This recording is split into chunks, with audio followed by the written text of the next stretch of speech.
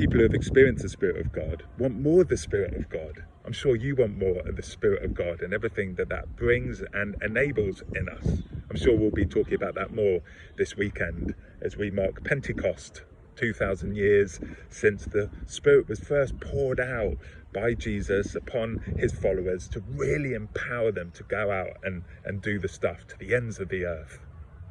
But I wonder how much we ask God to fill us with the Spirit without being fully prepared to do the things that the Spirit requires, or to come into cooperation with ultimately what the Spirit does in these days, which is to lead us out. I was reflecting with a friend on Ezekiel 47 the other day, that great prophecy, and go back and read it, but you'll notice that it begins with the temple, the place that the people of God recognize as the meeting point between heaven and earth. But the Spirit, symbolized by the river in this prophecy, flowed out from the temple and away from it.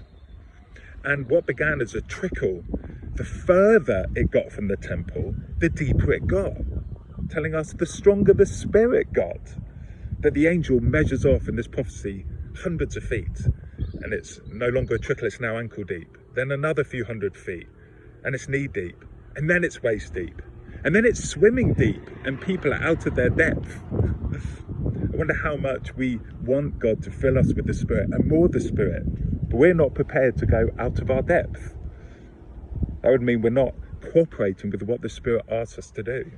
To go in faith, which is really what the Spirit is for. It's almost synonymous with faith. As you obey, as you go out beyond what you're used to, particularly if you do it in the sense of mission, which is going out to show people what it means to live in the Spirit with love, joy, peace, goodness, kindness, being self-controlled, not just doing that in the church gathering where I guess it's easier, but doing it out and about, really among people who challenge you and grate you. But also in terms of going out to share your faith beyond the four walls of the church building, beyond the set times, going out and mixing with people you wouldn't normally mix with. Perhaps the Spirit is leading you to move to a bit of the country or the city where at first instinct you might think, I'm not sure I want to live there, but he's asking you to. But he will say, as you go, as you get further from what you know, what you expect to see of me, as you go beyond that in obedience to me, you'll find that the Spirit's even deeper. You know, in that prophecy, it goes on to say that the river was so deep and wide that people were just standing on the banks and fishing. I mean, that's wonderful, isn't it? That fishing symbolizes the gathering in of people, God reaching the nations, bringing them into faith, healing them. We want to see that. We want to be part of that, don't we?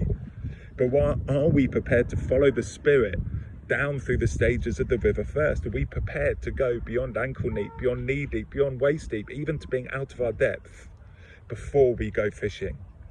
I think if we're not prepared to, then we're not prepared to join God on his terms. And therefore, I'm not sure we can fully expect the Spirit in the same way. Yes, it is great. We do want people to come and see what happens in the gathered community. And the Spirit is at work there. He promises to be among us. But in the sense of mission, in the primary way that the Spirit is at work for us as the church in this time, it really is in the going. It really is to empower us to be different out there. It really is to be with us as we go out in obedience and faith, to love people beyond those thresholds of where it feels safe and easy for us, into the awkward zone, maybe even into the dangerous zone.